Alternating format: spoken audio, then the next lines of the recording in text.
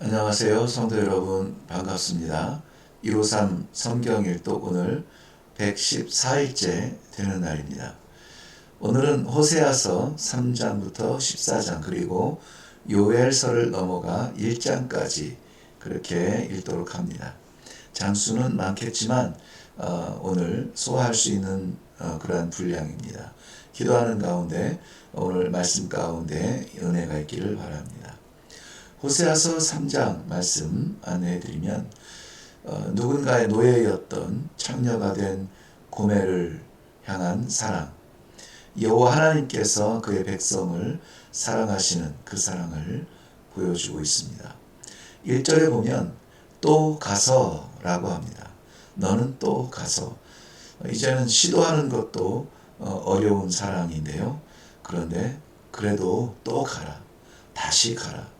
멈추지 않는 사랑으로 그를 건져오죠. 은 15과 보리 한 호멜 반으로 그를 사라고 하십니다. 출애굽기 21장 32절에 의하면 소에 바쳐 죽은 노예의 몸값으로 주는 대가가 은 30이었습니다. 고멜의 몸값은 노예 값의 절반에 미치는 가치였죠. 은 15. 참고로 예수님을 팔고 가룟 유다가 받은 대가가 역시 은 30.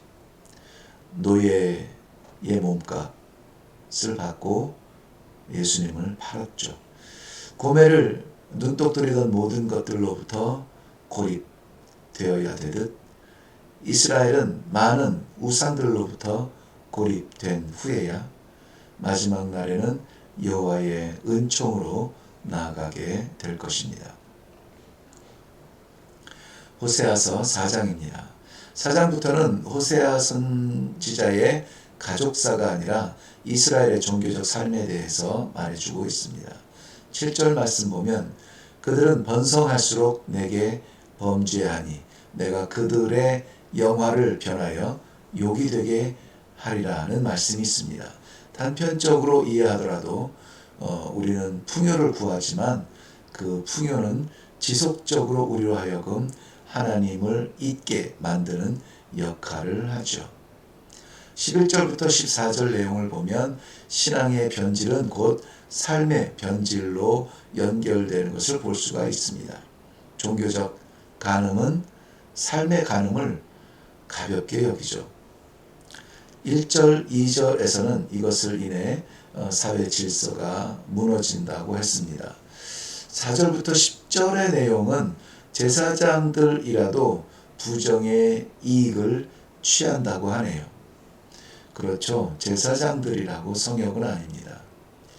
종교, 사회, 윤리, 모든 부정은 부끄러운 일을 당하게 되어 있습니다. 호세아서 5장입니다. 7절 말씀 보시면 신앙의 정조를 지키지 않고 여호와의 사랑의 자리에 많은 것으로 대신한 음란의 행위, 그 결과 사생활을 낳게 됩니다. 신전 신앙의 고집이 무너진 편리한 시대에 우리는 여호와를 알지 못하는 세대를 낳고 있지는 않은가요? 8절부터 12절은 유다에 부는 경고의 바람입니다. 유다에 찾아온 무거운 종교적, 사회적, 윤리적 그 문제를 들고 달려간 아수르. 그러나 아수르도 방법은 되지 못했죠. 여기저기 살 길을 찾지만 이스라엘은 오직 여호와의 얼굴을 구하는 자리로 돌아가야만 했습니다. 호세아서 6장과 7장을 같이 봅니다. 교훈을 위해서 찢으신 하나님께서 다시 싸매시고 고쳐 주십니다. 우리를 살리시고 그 앞에 살게 하시는 하나님. 그러므로 우리가 힘써야 할 것은 여호와를 아는 것입니다. 맹목적 신앙은 모양은 좋을 수 있는데 절벽을 향해 달려가는 좁은 시야의 양들의 질주와도 같습니다. 백성들뿐만이 아닙니다.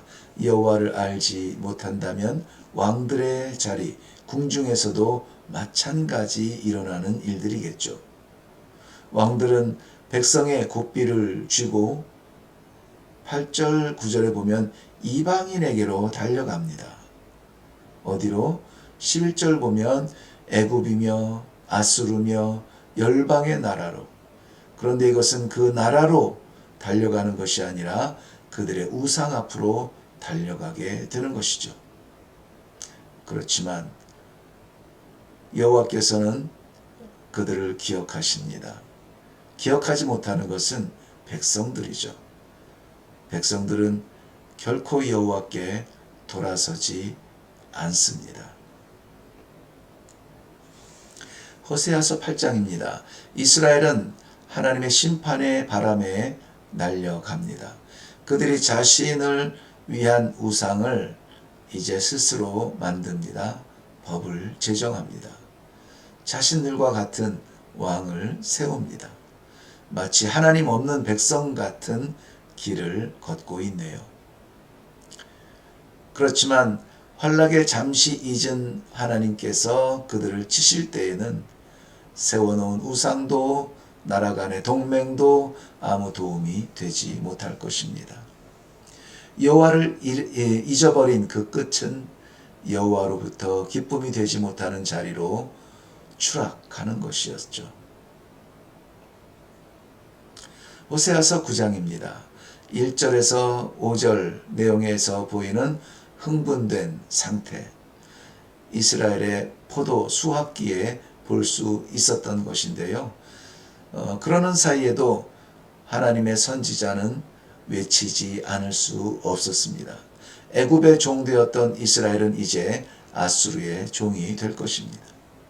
백성들의 죄악이 극에 달하고 습관이 되었습니다. 뿌리를 내렸고 하나님께서 당신의 사랑을 철회하실 지경에 이르게 됩니다. 15절 보면 길갈이라는 이름이 나오죠. 길갈은 사울이 왕으로 선포된 곳입니다. 왕정을 사모했던 백성에게는 이미 열정을 지나 사람의 통치를 받으며 하나님의 율법에서 멀어지려는 위험한 요소가 감춰져 있었던 것입니다. 호세아서 10장입니다. 풍성한 포도 결실로 인하여 풍성한 종교 예식으로 채워진 이스라엘. 그러나 그 풍성함으로 인하여 그 내면의 신앙의 세계, 하나님을 바라보는 시야는 점점 멀어지고 있습니다. 그렇게 안타깝게 기도했던 것이 응답이 되는데 응답된 것을 바라보느라 응답하신 하나님이 멀어지는 현상과 같습니다. 베들에 있는 송아지 우상은 결국 대안이 될 수 없었죠. 유일한 북왕국의 왕이 되어 버린 거죠. 6절부터 8절은 여지없이 그 우상의 파괴를 보여주고 있습니다. 풍성한 자체는 죄가 될 수 없죠. 그러나 그것이 우상이 되어 하나님을 멀리 버리고 돌아오는 십자가 고려장, 신앙의 미련함을 따라가게 하기에 충분한 것, 풍성함입니다. 12절은 지금은 우리의 굳어진 묵은 땅을 기경하고 하나님의 말씀을 우리의 삶에 다시 심을 때라고 말씀하고 있습니다. 지금은 말씀을 받을 때입니다. 호세아서 11장입니다. 11장에서 우리는 아버지의 사랑이 어떠한지를 알 수가 있습니다. 1절에서 4절 말씀 보면 애굽으로 인하여 계속된 하나님의 사랑을 거절한 이스라엘. 그래서 5절에는 결코 하나님의 사랑을 받을 자격이 없는 사람들이라 그렇게 보여집니다. 그렇지만 8절부터 그 이후 9절까지 하나님께서 그들을 아직 파괴하지 않으시고 기다리신다고 기록하고 있죠. 탕자처럼 여전히 즐기고 먹느라 잊어버린 하나님의 존재, 아직 하나님은 기다리고 계시고, 오히려 그 탕자를 위하여 하나님은 자신의 고난을 택합니다. 십자가의 죽음이죠. 호세아서 12장입니다. 교활한 야곱을 등장시키십니다. 그가 어떻게 하나님을 의지하게 되었는지를 설명하고 있습니다. 그렇게만 된다면 이스라엘은 그 교만의 마음, 교활한 행보, 사람을 의지하려는 어리석은 방향을 하나님께로 돌이켜야만 했습니다. 동시대에 외치는 소리는 무시할 수 있지만 이스라엘은 자신의 존재를 위해 한 선지자 모세를 통하여서 되었음을 상기하고 있습니다. 호세아서 13장입니다. 진리는 변하지 않습니다. 이스라엘 백성들은 애굽이며 아수르며 이런 그들의 수많은 우상들을 줏대 없이 쫓아다니며 살았습니다. 그래서 이것은 이스라엘 백성, 즉 이스라엘 우리 사람들이 진리일 수 없음을 보여주고 있습니다. 사람은 진리가 아닙니다. 그런데 언제나 변함없으신 하나님은 진리이십니다. 나는 그를 잊으나 그는 나를 잊지 않으십니다. 떠나지도 버리지도 않으십니다. 그러니 나로 인해 하나님이 존재하는 것이 아니라 하나님으로 인해 내가 존재하는 것입니다. 오늘도 평지풍파 몰아치는 듯한 이 삶의 바다를 항해할 때 변함없으신 진리이신 하나님을 의지하며 바라보아야만 삽니다. 호세아서 14장입니다. 13장에서 격렬하게 심판에 대하여서 선포하다가 14절에서 사랑과 간절한 마음으로 다가오는 음성이 있습니다. 길은 열려 있습니다. 십자가의 자리로 달려가는 습성이 있거든 심판의 자리로 달려가는 습성이 있거든 버리고 돌아서야 합니다.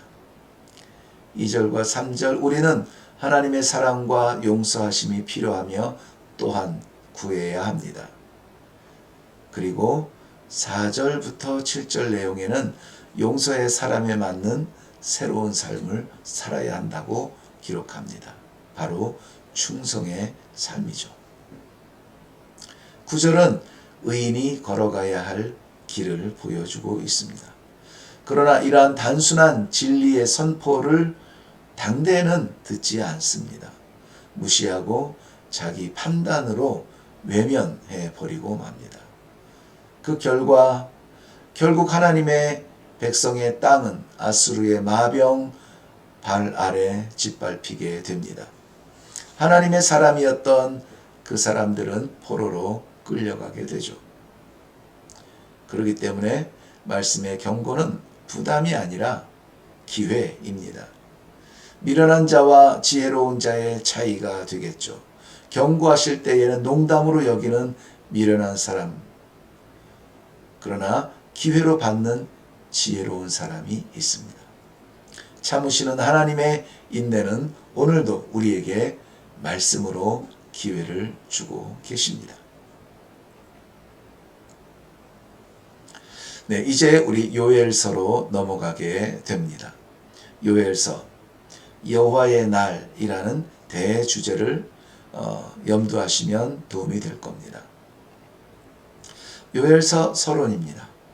선지자 요엘에 대하여는 알려진 바가 그렇게 많지 않습니다.